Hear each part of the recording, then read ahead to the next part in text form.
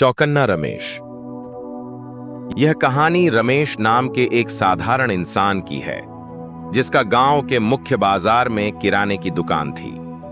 रमेश अपनी ईमानदारी और मेहनत के लिए जाना जाता था।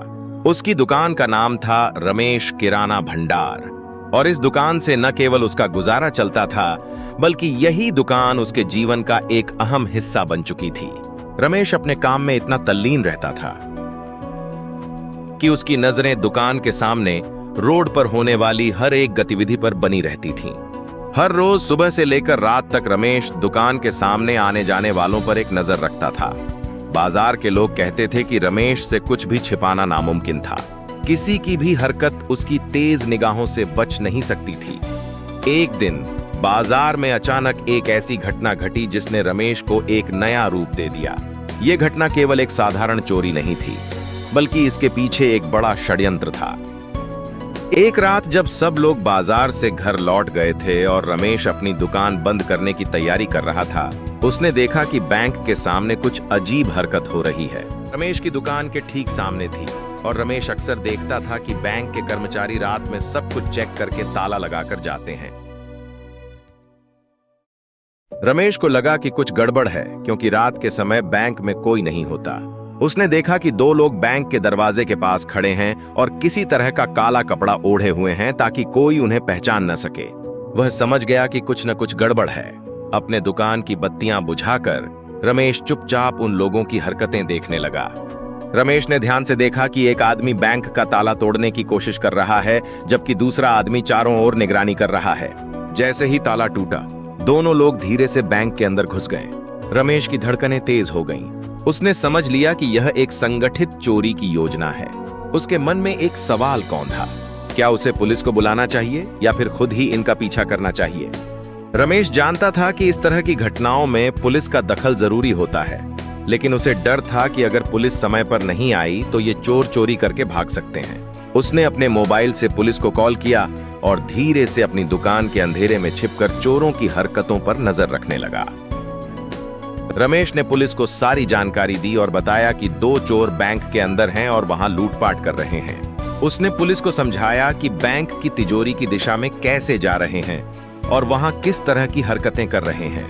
पुलिस ने उससे कहा कि वह वहां से दूर रहे और उनकी गतिविधियों को नजरअंदाज करते हुए खुद को सुरक्षित रखे।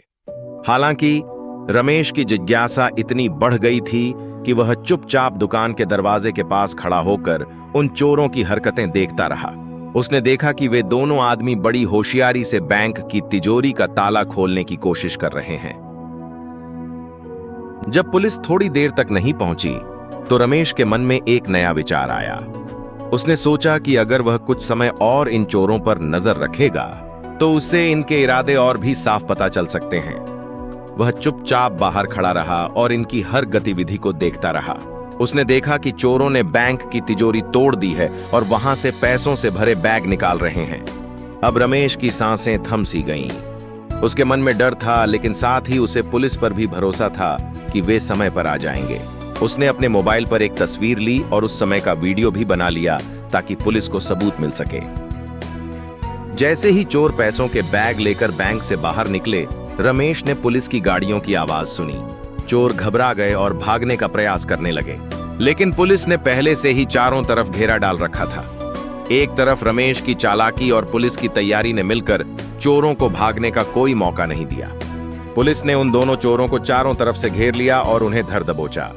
चोरों ने भागने की पूरी कोशिश की, लेकिन पुलिस की सतर्कता और रमेश की हिम्मत ने उन्हें कामयाब नहीं होने दिया। जब पुलिस ने दोनों चोरों को गिरफ्तार किया, तब रमेश ने राहत की सांस ली।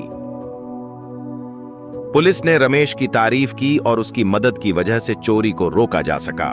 पुलिस अधीक्षक ने कहा, अगर रमेश जी ने हमें सही समय पर सूचना न दी होती और चोरों पर निगरानी न रखी होती तो शायद यह चोरी सफल हो जाती। गांव और बाजार के लोग भी रमेश के साहस और सतर्कता की तारीफ करने लगे। उसकी इस बहादुरी की खबर पूरे इलाके में फैल गई। हर कोई उसे सम्मान की दृष्टि से देखने लगा और उसकी तारीफ करने लगा।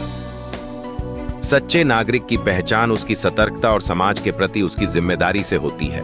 रमेश ने अपनी सतर्कता और साहस से यह साबित कर दिया कि अगर आप अपने आसपास के माहौल पर नजर रखें और सही समय पर सही कदम उठाएं तो बड़ी से बड़ी मुश्किल को भी टाला जा सकता है।